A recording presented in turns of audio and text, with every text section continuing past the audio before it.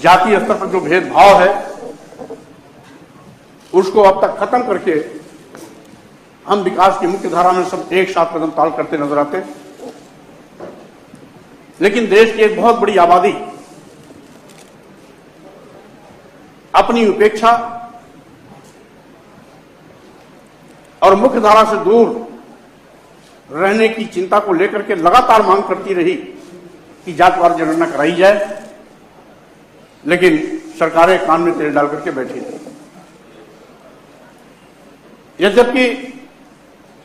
इस देश में ब्रिटिश हुकूमत के दौरान 1872 में जाति जनगणना का कार्य प्रारंभ हुआ, हर 10 साल बाद अनवरत 1931 तक लगातार जाति जनगणना होती रही। 1931 के बाद जाति जनगणना बंद हो गई और जिसके नाते मानवर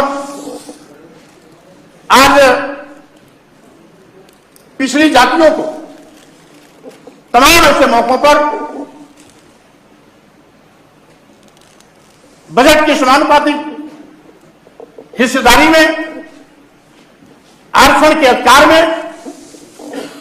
अन्य क्षेत्रों की संचित भागीदारी में उसे वंचित किया जाता रहा है। और मान्यवर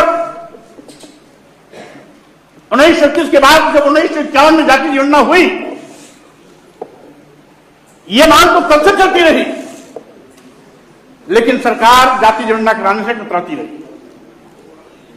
यहां तक कि 2011 में जाति जनगणना के आंकड़े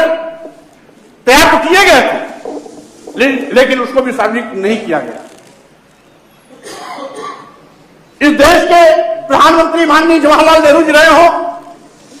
या माननीय अटल बिहारी वाजपेयी जी रहे हो,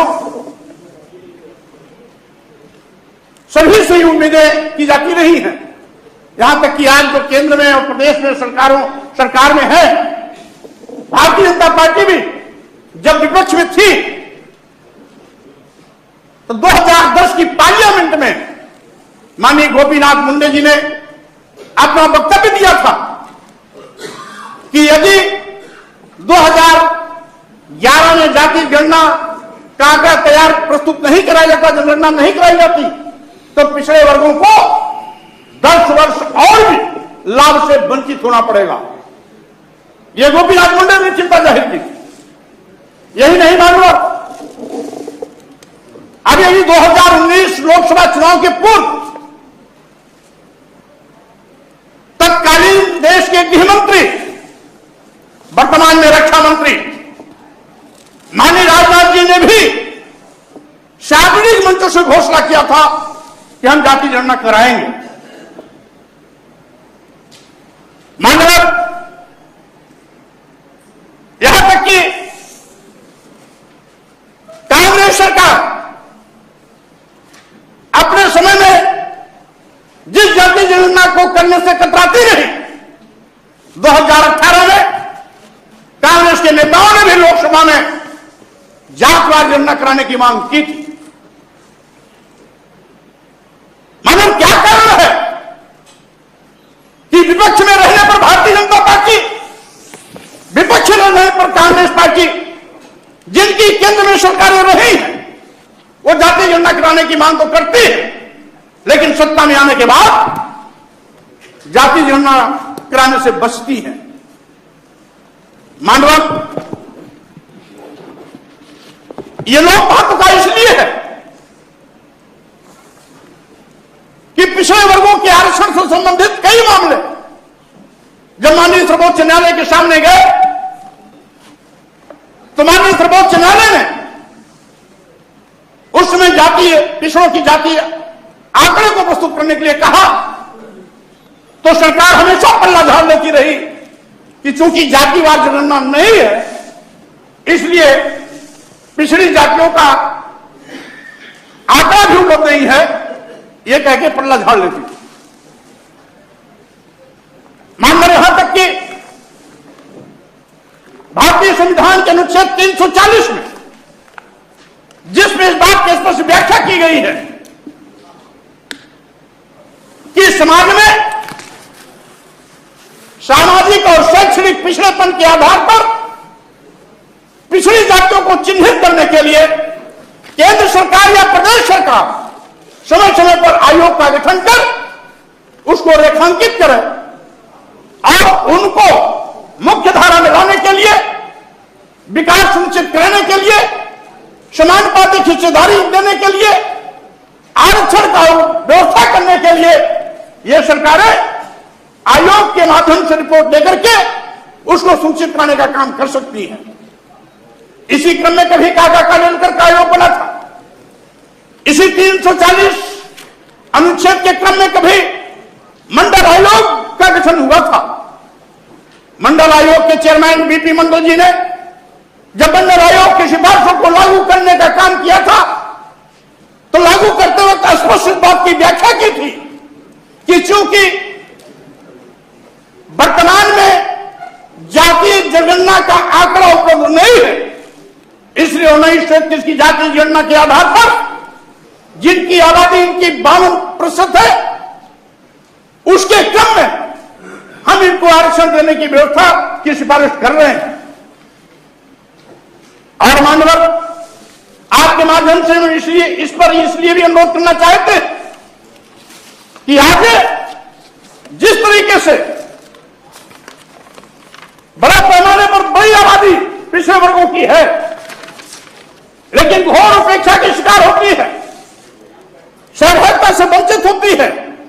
और इसका औचित्य इसलिए भी है कि तमाम पिछड़ी जातियां अपने को पिछड़े वर्ग में शामिल कराने के लिए समय समय पर आंदोलन करते हैं। बड़े बड़े धरना प्रदर्शन भी होते हैं, आगजनी भी होती है, तोड़फोड़ भी होता है, करोड़ों अरबों का नुकसान भी होता है। इसलिए उसकी उस घटना की पुनरावृत्ति न हो, इसलिए मानवर जाति आंकड़े इकट्ठा करके सभी को सामाजिक शैक्षणिक पिछड़ेपन के आधार पर उनको समानुपातिक हिस्सेदारी देने की व्यवस्था की जानी चाहिए। लेकिन यह तभी संभव है जब जातिवार आंकड़ा होगा। इसी के साथ ही साथ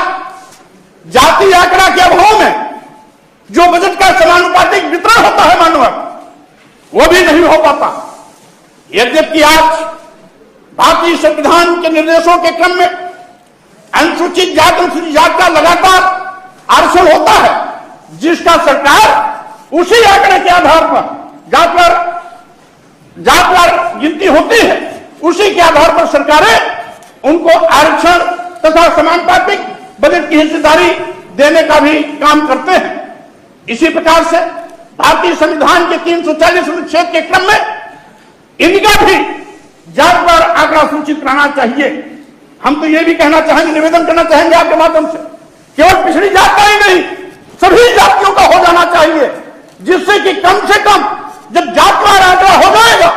तो किसी को दोबारा जातवार जनगणना की बात नहीं उठानी पड़ेगी। इसलिए मानवर हम केवल पिछड़ों की नहीं, हम तो पिछड़ों के लिए मांग तो करते हैं, लेकिन अगर सरकार सबका जातवार आंकड़ा सुनिश्चित जातीय जनगणना कराती है तो भी उस पर हमको कोई आपत्ति नहीं है। और साथ ही साथ मानवर अगर पिछड़ी जातियों का जातवार जनगणना हो जाता है तो नीति निर्धारण में भी पारदर्शिता और स्पष्टता आएगी। इसी के साथ ही साथ मानवर आज जो संसाधनों की बंटवारे की बात है, जब तक जातवार जनगणना नहीं होता है तो देश हित में विकास के लिए सही निर्णय और सही आवंटन धनों की नहीं हो सकती है। इसीलिए मानवर हमारी जो सामने बैठी हुई सरकार है, सरकार आज अल्पसंख्यकों में विशेष रूप से जो पसमानदा मुसलमान हैं उनके चिंता बहुत ज्यादा करती है। लेकिन हम सरकार के संज्ञान में भी लाना चाहते हैं, अल्पसंख्यक समाज में भी तमाम ऐसी जातियां जो पिछड़े वर्ग की सूची में शामिल हैं, लेकिन जातवार आंकड़ा न होने के नाते जिस पसमानदा की प्राथमिकता देना सूचित करते हैं, वो भी इन तमाम आरक्षण समानुपातिक बजट की हिस्सेदारी से वंचित हो जाया करते हैं। इसलिए मानवर हम आपके माध्यम से यह भी अवगत करना चाहते हैं कि ये आज इसको चिन्हित किया जाना चाहिए, जिससे कि सभी के हित में योजनाओं का क्रियान्वयन सुविधाजनक हो सके। इसी के साथ ही साथ मानवर हम आपके माध्यम से भी निवेदन करना चाहते हैं कि आज यह सौभाग्य है कि इस देश में पिछड़ी जात में पैदा होने वाला नेता देश का प्रधानमंत्री, और इसलिए मैंने इसलिए कहा कि माननीय प्रधानमंत्री जी 2014 के पूर्व पिछड़ी जात में पैदा होने के नाते नीच कहे जाने का दंश सार्वजनिक मंचों से सबसे साझा किया था। उन्होंने कहा था कि किसी पार्टी के नेता को नीच करते हुए कि हमको नीच कहा क्योंकि मैं पिछड़ी जात में पैदा हुआ। अब पिछड़ी जात में पैदा हुआ नेता अगर देश का प्रधानमंत्री है तो स्वाभाविक रूप से हमारी उम्मीदें और बढ़ जाती हैं, क्योंकि जाके पैर न फटी बवाई ऊ का जाने पीर पर आई। इसलिए अगर माननीय प्रधानमंत्री जी ने सही मायने में राजनीतिक लाभ के लिए नहीं बल्कि अपनी वेदना को व्यक्त करते हुए अगर ये कहा कि हम पिछड़ी जात में पैदा हो गए इसलिए किसी ने हमको नीच कहा, तो आज समय आ गया है इस मन की पीड़ा को ध्यान में रखते हुए जातवार जनगणना का आदेश देने की। इसलिए भी मानव आज हम ज्यादा उम्मीद करते हैं कि अभी पार्लियामेंट की जो बैकवर्ड कमेटी है, पार्लियामेंट्री जो बैकवर्ड क्लास की कमेटी है, उसने संस्तुति की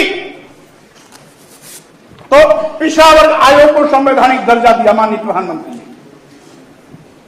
प्रधानमंत्री ने पिछड़ा वर्ग आयोग को संवैधानिक दर्जा दिया। यही नहीं, ओबीसी जातियों के सर्वेक्षण के लिए मानवर उन्होंने रोहिणी आयोग का गठन भी किया, लेकिन चूंकि कोई जातवार आंकड़ा नहीं है इसलिए रोहिणी आयोग के गठन के बावजूद भी आज प्रगति 1 इंच भी नहीं हुआ।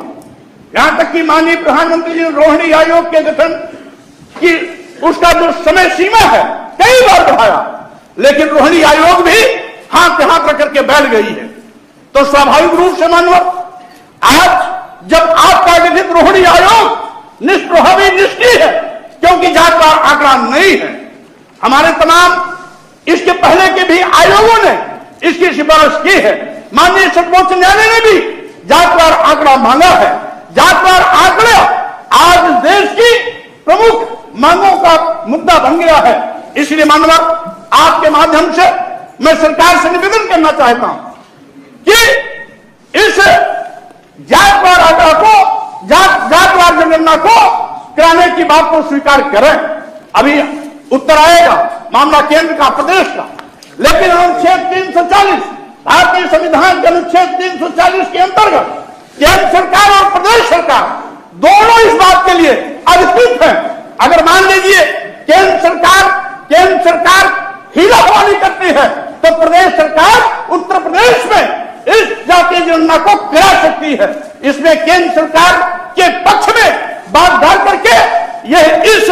जिम्मेदारी और जवाबदेही से बच नहीं सकती है, क्योंकि भारतीय संविधान अनुच्छेद 340 केंद्र सरकार प्रदेश सरकार दोनों को इसको बराबर अधिकृत करती है कि सामाजिक शैक्षणिक पिछड़ेपन के आधार पर आज चिन्हित करा करके जातवार गणना के माध्यम से इसका सही मूल्यांकन आकलन कर उनको समुचित भागीदारी देने का काम करें। बजट में समानुपातिक बंटवारे की बात करें, विकास की मुख्य धारा में लाने के लिए आरक्षण व्यवस्था सुनिश्चित कराने की बात करें। इसलिए मानवर आपके माध्यम से निवेदन करता हूं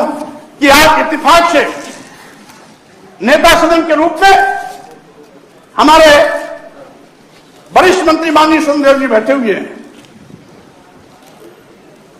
और इत्तेफाक से शायद वो भी पिछली जात से आते हैं, तो हम चाहते हैं कि अगर नेता सदन भी है, देश का प्रधानमंत्री भी है, तो देश किस बात का आज सरकार को घोषणा करनी चाहिए कि जो यहां पर जातवार जनगणना की मांग की गई है सरकार सहमत है, अगर ये घोषणा करते हैं तो हम भी इनका स्वागत करेंगे। हम निवेदन करते हैं मानव आज सरकार इसे जवाब मांगे और